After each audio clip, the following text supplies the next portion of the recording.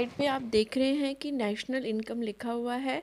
इससे पहले वाली जो वीडियो थी उसमें मैंने नेशनल इनकम जो आपका इनकम निकालने का वो तरीका था वो वैल्यू एडेड मेथड या जिसे कहते हैं आउटपुट मेथड वो यूज़ किया था।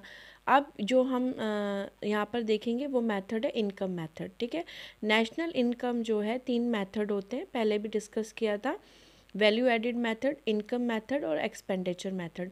यहाँ इस वीडियो में हम फोकस करेंगे नेशनल इनकम निकालने के लिए और बहुत सारे और थोड़े से एग्रीगेट्स पे बात करेंगे और वो है इनकम मेथड से निकालने का तरीका। तो पहले हम स्लाइड पर देख लेते हैं। यहाँ पर आप देखिए क्या लिखा हुआ है, इनकम मेथड। ठीक है, यहाँ पर हम ले रहे हैं कंपोनेंट ऑफ डोमेस्टिक इनकम। ठीक है, डोमेस्टिक प्राइवेट इनकम। देखिए यहाँ पर गवर्नमेंट जब इकोनॉमी में हम देखें ना तो हमारे कई सेक्टर होते हैं, प्राइवेट सेक्टर होता है और गवर्नमेंट सेक्टर होता है। ठीक है, और प्राइवेट और गवर्नमेंट सेक्टर की इनकम दोनों को अगर ऐड करने के बाद next factor income from the abroad add करते हैं तब जाके इनकम जो है नेशनलाइज होती है।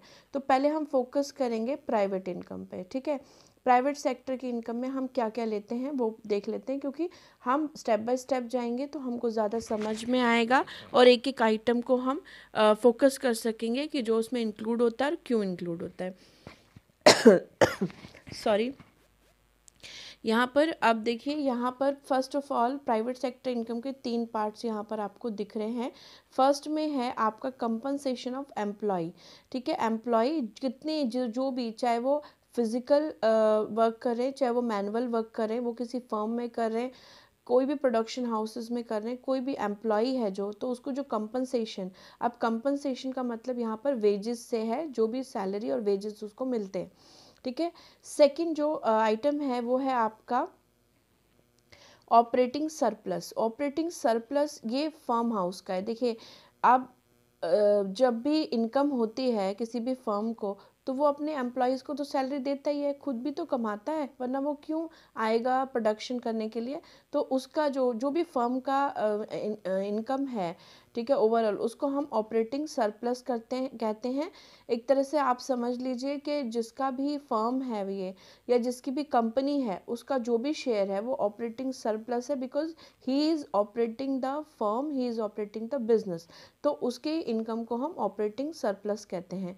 अब ये थर्ड ग्रुप है mix income of self employed. अब ऐसे भी लोग हैं, ये लोग कौन है, जिन्होंने प्रोडक्शन किया है, ठीक है, प्रोडक्शन हाउसेस हैं और उनके एम्प्लॉयज़ हैं।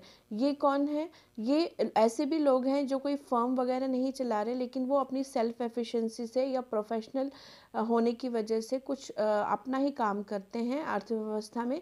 जैसे कि आप देख लीजिए, डॉक्टर्स हो गए प्राइवेट प्रैक्टिस करने वाले, या लॉयर हो गए, या किसी भी तरह के कोचिंग इंस्टीट्यूट हो गए, तो जो अपना सेल्फ काम कर रहे हैं, किसी किसी प्रोडक्शन हाउसेस में वो नहीं लगे, तो उनकी इनकम भी देश की इनकम होती है।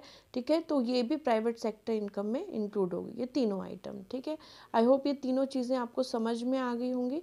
उसके बाद ठीक है, ये जो है और ये इनकम है, कंपनसेशन ऑफ एम्प्लॉय है और जो है mix income of the self की है, वो दोनों हम इंक्लूड कर लेंगे।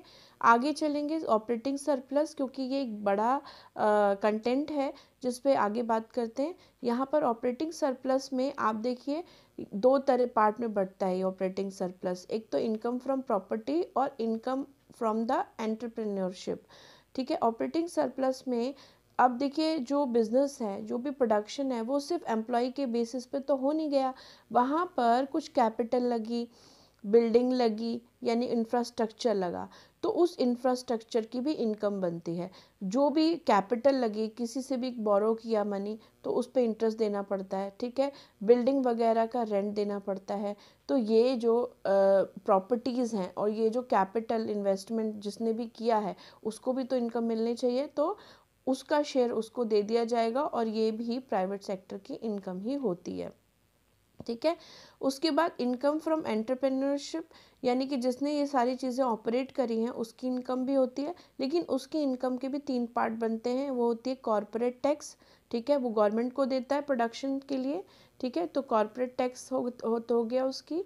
इनकम का पार्ट, एंड सेकंड पार्ट है डिविडेंड, ठीक है, जो भी वो उसको खुद भी मिलता है और जिसने भी उसकी फर्म में एज अ शेयर होल्डर पैसे लगाया है उन सबको। देखिए एंटरप्रेन्योर जो बिज़नेस को मैनेज कर रहा है, लेकिन बिज़नेस को मैनेज करने के अलावा भी बहुत लोगों का पैसा लगा होता है और उनके पास ओनरशिप भी होती है, ठीक है, तो वो शेयर होल्डर होते हैं, वो भी मालिक होते हैं, उनको उनका डिविडेंड मिल जाएगा। इसके अलावा फर्म सारा प्रॉफिट बांटती नहीं है, बल्कि कुछ प्रॉफिट अनडिस्ट्रीब्यूटेड भी रहता है, ठीक है। अनडिस्ट्रीब्यूटेड प्रॉफिट रिजर्व के रूप में रखा जाता है फॉर द फर्दर इन्वेस्टमेंट, ठीक है। तो दोज पार्ट और also the part of the income, ठीक है।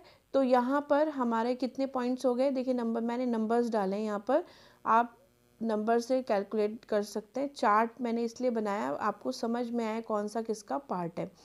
पहला पार्ट जो है, first part compensation of employ, ठीक है, rent of the building, interest of the capital या किसी भी तरह का और दिया गया इंटरेस्ट, ठीक है। फोर्थ पार्ट है कॉरपोरेट टैक्स, कॉरपोरेट टैक्स जो गवर्नमेंट की इनकम है, ठीक है, क्योंकि गवर्नमेंट इनकम भी जो है देश की ही इनकम है। और फिर उसके बाद डिविडेंड्स जो शेयर होल्डर्स का है, उसके बाद अनडिस्ट्रीब्यूटेड प्रॉफिट जो रिजर्व में रखा जाता है, और self income, mix income of self employ, इन सब की। तो ये 7 पॉइंट्स हैं जो कि प्राइवेट सेक्टर इनकम में आते हैं। अब ये जो मिक्स इनकम क्यों कहा जाता है, क्योंकि देखिए जब कोई प्रोफेशनल है तो वो अपना ही मतलब शॉप या अपना ऑफिस लेके बैठा है, खुद ही उसमें सेल्फ एम्प्लॉयड है, अपनी उसने कैपिटल लगा रखी है, तो उसकी जो इनकम होगी मिक्स इनकम है। उसको रेंट भी देना है, इंटरेस्ट भी देना है, और अपने आप को ही देना है, समझ लीजिए, ठीक है। कोई भी काम में, कोई भी अगर कोई काम कर रहा है और वो जो भी चीज़ें अपनी भी लगा रहा है, तो उसको उन चीज़ों पे भी सारी इनकम को कैलकुलेट करना होता है, बिकॉज वो ओवरऑल इनकम है, लेकिन वो सारी के सारी कॉस्ट ली जाएगी, ठीक है। तो इसीलिए इसको मिक्स इनकम हम कहते हैं। अब आपको समझ में आ गया होगा कि क्यों जो है, क्यों कौन कौन सी चीज़ें हम प्राइवेट सेक्टर इनकम में लेते हैं। एक बार फिर से बात कर लेते हैं, कंपनसेशन एम्प्लॉय, ऑपरेटिंग सरप्लस जिसके ये सारे पार्ट्स हैं, और mix income of self employed. इसके अलावा जब प्राइवेट सेक्टर इनकम आ जाती है तो उसमें ऐड करते हैं इनकम ऑफ द गवर्नमेंट, और गवर्नमेंट की इनकम जो है उसके डिपार्टमेंट्स जितने भी हैं, कोई प्रोडक्शन करने वाले डिपार्टमेंट्स हैं जैसे रेलवे वगैरह हो गए और LIC हो गई, ये सब डिपार्टमेंट्स जो हैं उनसे जो इनकम होगी। इसके अलावा गवर्नमेंट के कुछ ऐसे जो नॉन डिपार्टमेंट्स हैं जिनकी गवर्नमेंट सेविंग यूज़ करती है, मीन्स अपने इनकम एम्प्लॉयज़ को इनकम वगैरह बांटने के बाद जो सेविंग बचती है वो गवर्नमेंट को जाती है। तो ये सेविंग्स और डिपार्टमेंट की इनकम, ये दोनों जोड़ दिए जाएंगे, तो ये जो इनकम है ये नेशनलाइज हो sorry domestic income of the country बन जाएगी। Private sector income plus government income, तो ये domestic income of the country बनेगी। और इस डोमेस्टिक इनकम में जब हम ऐड कर देंगे net factor income from abroad, यानी विदेशों से जो आए हैं, ठीक है, उसको भी ऐड कर देंगे तो नेशनलाइज हो जाएगी।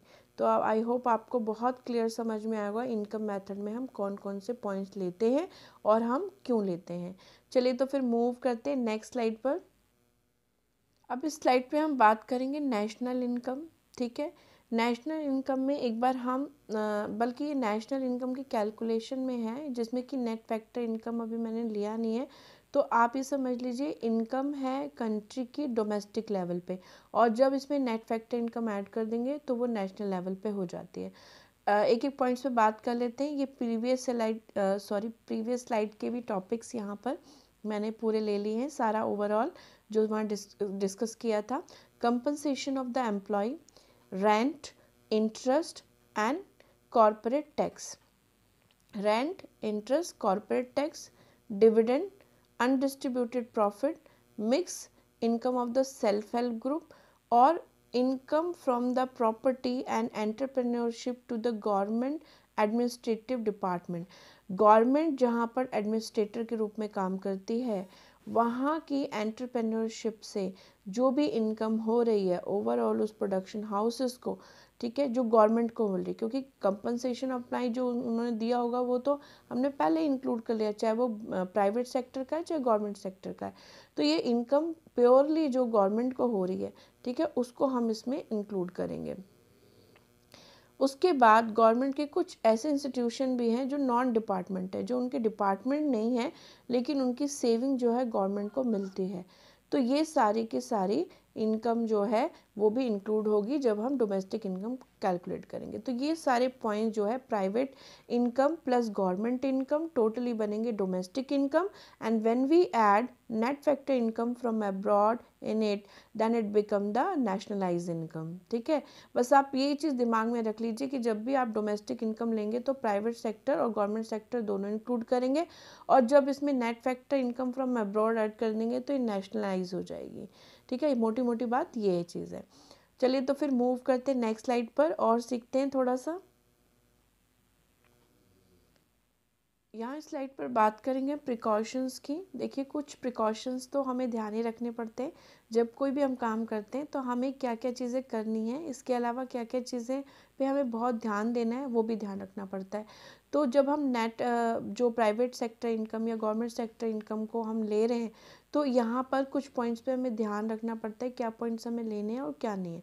एक बार इस पर बात कर लेते हैं। Factor income will be included, जितने भी फैक्टर प्रोडक्शन में लगे हैं, चाहे वो प्रॉपर्टीज़ हो गई, चाहे बिल्डिंग्स हो गए, चाहे कैपिटल्स हो गए, चाहे वो एम्प्लॉयज़ हैं और वो मैनुअल लेबर कर रहे हैं या मेंटल लेबर कर रहे हैं, मतलब फिज़िकल या मैनुअल कर रहे हैं, सॉरी फिज़िकल या मेंटल वर्क कर रहे हैं, किसी भी तरह का कर रहे हैं, तो वो आपके फैक्टर होंगे और उनकी इनकम को हम इंक्लूड करते हैं। ठीक है, नेक्स्ट पॉइंट हम लेते हैं transfer income will be excluded.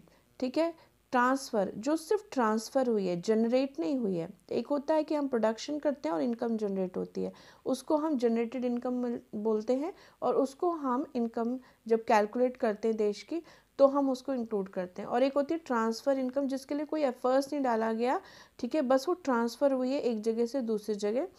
तो यहाँ पर ये कौन सी इनकम होती है, देखिए ओल्ड एज पेंशन, ठीक है, और ये क्या है अनएम्प्लॉयमेंट अलाउंसेस, जैसे लोग रोज़गार में नहीं हैं तो उनको किस तरह का अलाउंसेस दिए जाते हैं।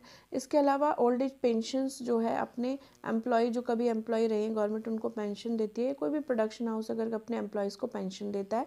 इसके अलावा किसी भी तरह के गिफ्ट्स दिए जाते हैं, कहीं से कोई भी ट्रांसफ़र्स होता है, जैसे विधवा पेंशन भी दी जाती है, अनएम्प्लॉयमेंट अलाउंसेस भी दिए जाते हैं, और आजकल जो है वो जनधन योजना के तहत जो ट्रांसफ़र्स होते हैं वो सारे दोज आर द ट्रांसफ़र्स। ठीक है, these are not the income. ठीक है, जो किसी के मेहनत से जनरेट हुआ ऐसी इनकम नहीं है, ये ओनली ट्रांसफर्स हैं। Those item will not be included when you are calculating the national income. ठीक है, अब नेक्स्ट पॉइंट पे हम चलते हैं, sale and purchase of the second hand good. अगर किसी भी तरह की गुड्स हैं जो कि फर्स्ट हैंड गुड्स है, जो प्रोडक्शन हुआ है और उसको सेल आउट किया जा रहा है, ठीक है, इनको तो हम नेशनल इनकम कैलकुलेट करने में या डोमेस्टिक इनकम कैलकुलेट करने में इनको हम लेते हैं। लेकिन जो सेकंड हैंड गुड्स हैं, एक बार सेल में आ चुकी हैं, दोबारा रीसेल हो रही हैं, ये आइटम आप नहीं लेंगे जब इनकम कैलकुलेट करेंगे। ठीक है, इसके बाद imputed rent of owner occupied house. अगर कोई अपने घर में या अपनी प्रॉपर्टी में बिजनेस चला रहा है, उसका जो कॉस्ट है वो किसी को देना नहीं है, उसको खुद ही कॉस्ट लेना है वो, तो इसे इम्प्यूटेड कॉस्ट कहते हैं, जो खुद को ही दी जाती है। लेकिन अगर ये कोई प्रोडक्शन हाउस नहीं है, ओनर खुद रह रहा है, अपने काम के लिए यूज़ कर रहा है, तो इसकी कॉस्ट जो इसका जो रेंट बनता है, ठीक है, जो रेंट बनता है वो बिल्कुल भी नेशनल इनकम या डोमेस्टिक इनकम इंक्लूड नहीं किया जाता, क्योंकि वो अपने लिए यूज़ कर रहा है, किसी तरह की प्रोडक्शन में वो यूज़ नहीं कर रहा है। ठीक है, अब नेक्स्ट पे हम चलते हैं, income from the illegal activities. अगर कोई ऐसा काम कर रहा है जो एक्टिविटी इलीगल है, तो उसको भी हम देश की इनकम नहीं मानते हैं। स्मगलिंग और ब्लैक मार्केटिंग, और इसके अलावा जो है आप जुआ वगैरह की इनकम को समझ सकते हैं। ठीक है, तो इस तरह की इनकम जो है इलीगल इनकम है, ये देश के एक्टिविटीज़ में नहीं शामिल होती और इस तरह की इनकम को जब्त कर लिया जाता है। ठीक है, तो आप मोटी मोटी बात ये समझ लीजिए कि अगर कोई इनकम जैसे सेकेंड हैंड गुड्स है, पहले ये कैलकुलेट हो चुके, दोबारा कैलकुलेट नहीं होगी। इसके अलावा ऐसे ट्रांसफ़र जिससे कोई प्रोडक्शन नहीं हुआ, ओनली ट्रांसफ़र्स हुए, वो इंक्लूड नहीं होगी। ठीक है, अगर आप कोई चीज़ को प्रोडक्शन के लिए नहीं, अपने खुद के यूज़ के लिए कर रहे हो, तो वो इंक्लूड नहीं होगी। इसके अलावा कोई भी इलीगल एक्टिविटी से इनकम वो भी इंक्लूड नहीं होगी।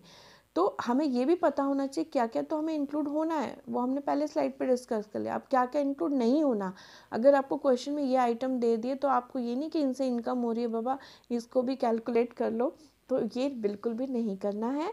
ठीक है, आई होप ये सारी चीज़ें आपको समझ में आई होगी, इनकम मेथड में क्या क्या होता है। और अब अगली बार जब मैं वीडियो बनाऊंगी तो उसमें हम थोड़े से और एग्रीगेट्स लेंगे और उसके बाद एक्सपेंडिचर मेथड इनकम कैलकुलेट करने का लेंगे। और आई होप सबको समझ में आया होगा। अगर आपका कोई कन्फ्यूजन है तो आप जो है उसे कमेंट बॉक्स में डालेगा और I will answer. And thanks for watching the video, have a nice day. और प्लीज़ लाइक शेयर और सब्सक्राइब करना मत भूलिएगा, एंड प्लीज़ ज़रूर सब्सक्राइब करिएगा चैनल।